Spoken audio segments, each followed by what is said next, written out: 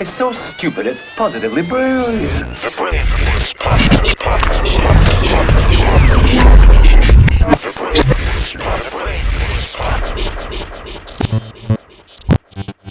Hubert Davis. You saw Hubert Schulz? So Hubert Davis is going to be the first black coach for the North Carolina Tar Heels in history. Yes. Okay. Yes. I mean, that's great. Did you see his press conference, though? No. What'd he say? Taylor, you have to insert this. You should actually, hold on. I'm going to pull it up for you, Schulz. I want to see if you catch it. Okay, hold on. Let me see. Let me see if you catch it. Let me see if I can find this. He should announce that shit with Paul Pierce. He should have announced it with Paul Pierce. Man, where the fuck is the video? Oh, I got it. Hold on. I saw somebody post it. Here you go. Listen to this. Just listen. Hold on. Significant that I'm African American and I'm the head coach here. Significant. I know that in terms of Division I head coaches all around the country, only 26% of the head coaches for Division I men's basketball are compromised by minorities, specifically African Americans. I know that it is significant that I'm the fourth African American head coach in any sport in the history of the University of North Carolina. I'm very proud to be African American, but I'm also very proud that my wife is white. I'm very proud that my three beautiful, unbelievable kids are a combination. It's significant that. What? Good job. Why? Yeah. Yo, let him be proud, yo. I feel the same way, but I just want to know why. Yeah, who idea was that? Why was he's proud, that was so bro. random? He set out to accomplish a dream of his. Okay. That's like my realtor telling me not to like. That's kind of wild. What was Martin Luther King's dream, bro? That white kids and black kids would be playing in the playground. Well, every time his kid goes play in the playground, that's exactly what happens. They're white and black kids playing. Okay. That shit. I'm not mad at it. I got a bunch of people that was laughing at it and mad at it. I'm like, I didn't think it's anything wrong with it, but it's just like, why? Yo, he's proud that his wife is white, bro. Like his PR told him to do that. Somebody put him up to that. a lot of y'all took the easy way out, marrying black women, bro. He went out and got a white wife. The fuck. Okay, y'all took the easy way out, bro. No, you don't see, know the struggle that Hubert has gone through with his white wife. He's proud of her whiteness. No, listen, this is so fun. I agree with you. Wax and Taylor are offended for no reason. I'm gonna tell you why. It is hard for black men with white wives. It's hard, bro. Bro, in a world of Dr. Umars, it's a hard world out there. But it's on both sides because white men see you with a white woman, they look at you like, oh, what the fuck is going on? Yeah, that could also happen. And black women see you with a white woman, oh, that's right. Lord, you in trouble. That's right. Hubert Davis got a chain that his wife gave him that says white wife on it. And he's proud. Like, we gotta go. Soon as Hubert said that, somebody was like, all right, wrap it up. Yeah, I wonder if he hid. I wonder if he hid certain places, like, I don't know, you go somewhere and you see like a bunch of black women, do you like run and go, act like you gotta go to the bathroom or something, or you walk past them and get all them eyes and them looks and all that type of shit? Yo, it's wild. I don't know what you're talking about. Me neither. I don't know what you're talking about right now. It happened to me before. So that's what I'm talking through. Wow. Oh, when you was with your white girl? I wasn't like that, but when you thought I was with her. They thought I was with her, and I was with all her. Type of looks and all type of crazy, man. Okay, regardless, we was walking together, and that happened. Wax. Wax needs to stop denying his white woman. White guys was worse. Wax got so shamed for being with that white woman. What are you talking about? He broke up with her, and he took a step. Right, he took a step in the color direction. He didn't go all the way. He stopped at brown, but he took a step in the direction. He did. Whoever start talking about this, Hubert, why you have to have a fucking white wife, bro? Yo, don't put it on him. It's all Hubert's fault. I'm not mad at him for having a white wife. I just want to know why randomly did he just insert it in his press conference? Like, you went from being proud to being the head coach in North Carolina to being proud to having a white wife? Like, huh? Bro, there's a She don't have a name? documentary. There's a documentary on Hulu called Hubert and Herman and their non-black wives.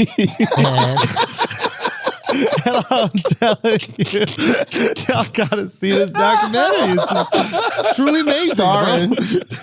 Hubert and Herman and their non-white wives. A love non-black story. A not really- black and then not black wives. A love story. It's a love story. It's Nah, like, white he's wife proud black. of her, bro. Yo, I'm proud. why Black can't wife you be black? proud of your wife's whiteness, bro? She Like, what? She Afro-Latino, right? I guess, yeah, I guess. That's what you're supposed to call That it. doesn't mean She Afro-Latino until someone asks her if she's black, and then she's like, nah, I'm Puerto Rican. Let me tell you something. Oh, Schultz, let me tell you something. Actually, Carla, I don't know if that's how you feel, so I can't Carla put is words black. in your mouth. Yeah, I mean, You know how you know I Carla don't know Black? how you Let her work it. pull up to any house in New Jersey with wax and try to get one. Yeah, Get The one realtor what? reminds both of them. exactly what we are Okay. for sure. That With they- the baby and all. The baby too dark now. Oh, really? Yeah. Shout out to Hubert Davis, though, man. Yo, We Hubert see you. Davis, he's really a legend, bro, for having the balls to come out and just But be why? proud. What? I just His- want to know why. His PR probably was doing too much. Charlamagne. Maybe you should say this. Charlamagne, are you proud of your black wife, bro? Incredibly. But I mean, it's not. I don't even know. I guess it is something to be. No, it is something to be proud of, but not for the reasons that because she's a black woman, but because of the black family structure. You know what I'm saying? Because we've seen the black family structure torn apart for so long. You know what I Yes. mean? So it is me and my wife and my kids. Like that makes me feel good. You know what I mean? But I didn't do it because. I was been with my wife for 23 years. It was, you know what I mean? I did it because I love her. He's proud know? of the white family structure. He is, though. Truthfully, I come from the era of like, I guess at one point having a white woman was a status symbol. Remember when all the ball players and everybody had white women? Kanye West said it. Kanye, when Kanye was like, he get on and leave your ass for a white girl. Yeah, Yup. we say yes. That shit is like a Richard Never say Mille no. watch. You know what pissed me off about this Donnell video? Oh my god. No, because you brought it back up I and it didn't just made mean me think of to. something. What? I didn't like when Donnell leaned into the dude I'm not gonna say I disliked it. What I wanted to happen when Donnell leaned into the dude who was that Tony, when he leaned into Tony Yeah, and Tony. said, I hate when niggas try to play me, son. I wish Tony would have said, me too, bro. Me too. See, that's something Schultz would have did though. But it's just like He's like, what? What I do? What I say? you can't. You said it. And I know I let it fly here on this show, but you can't lean in and whisper to a white dude, I hate when niggas try to play me, son. You know what I mean? If you're going to say it publicly for the world to hear. You know what I mean? Because it's not like you're saying it to him. But how did they know he actually said it? He had one of those mics on or something? I guess they read his lips. I don't know, Or bro. somebody probably asked them, what did he say to you? He said what? Somebody probably asked the guy, Tony, what did he say to you? He probably No, you could see it. If you watch the video, you can read his lips. They put the subtitles at the bottom. He was trying to play him, son. He was trying He to was play trying him. to play him. Nah, he was trying to play him, son. Listen. He definitely tried to play him, though. Also, I want to tell I Lil thought that was Boosie. Hokum for real. Bro, I can't wait till my face is on that body, bro. Bro, I have never. You see the drummer reacting, though? I can't tell you the Yo, last time I've wanted. the drummer to was post leaning something in. on- The drummer, The drummer is wilding. I can't wait until I post that goddamn video, bro. I got news for Lil Boosie too. Lil Boosie, you do look like Flavor Flav, bro. A little bit. I see a resemblance. No, a lot of it. If they were like if Flavor Flav was a gremlin and he got wet, Boosie would absolutely pop off. You know what I'm saying? Like Lil Boosie Be a and family Flavor Flav member. look alike. Yes, man. They could Yeah. be a father and son in a sitcom. Uncle, yeah. for Easily. sure. Easily they could be Father, father and brother. son in a sitcom. Yeah. no comment. Is it red? Is it Look red? how young. Look at that. That's his father.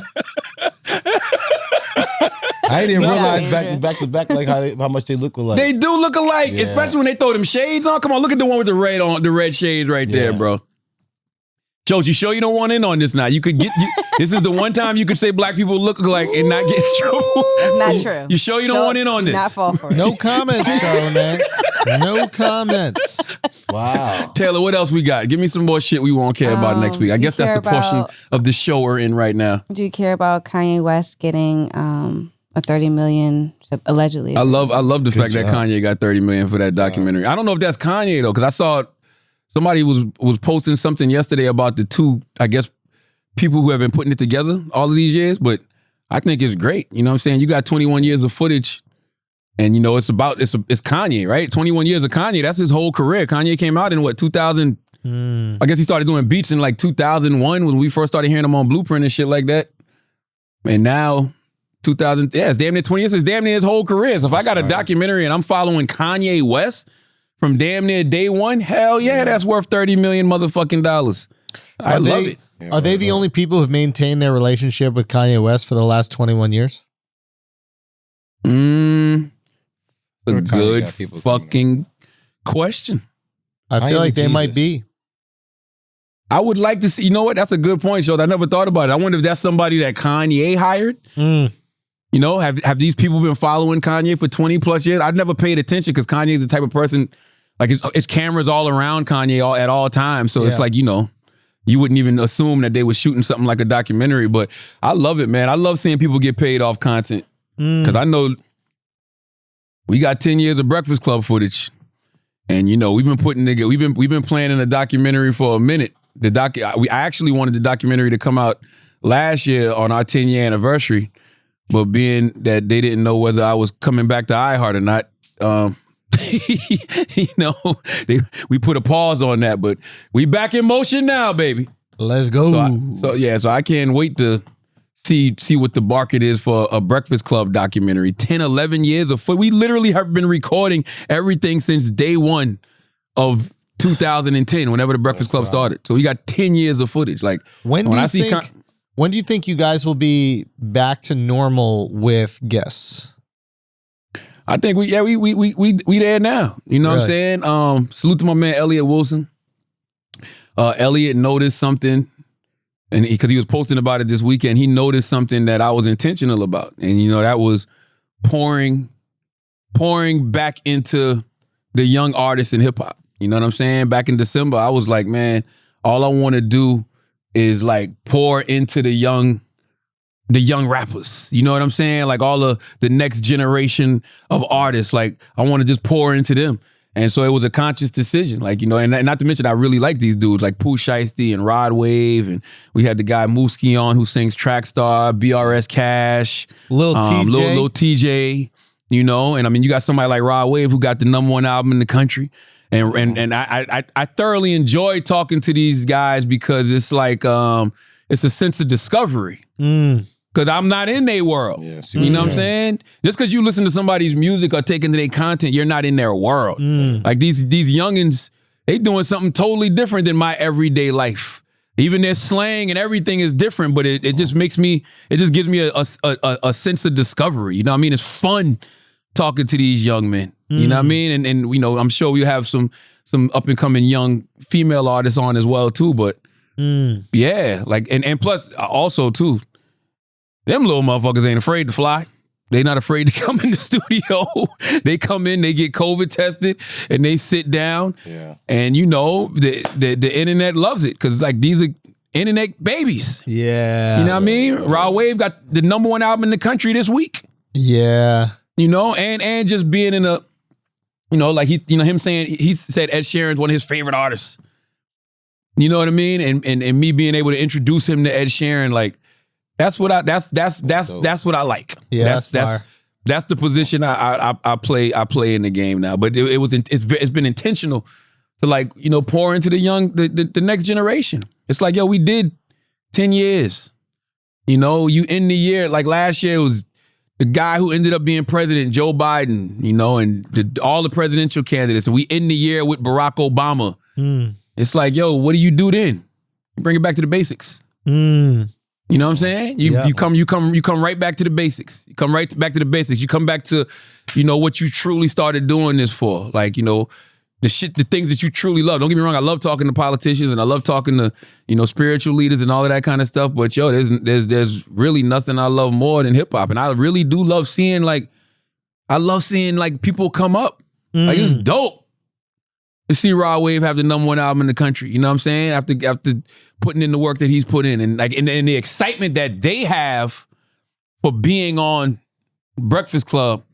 Yo, that energizes me. You know what I mean? When Pooh Shiesty's sitting next to me and Pooh Shiesty says, man, my mama loves you, man.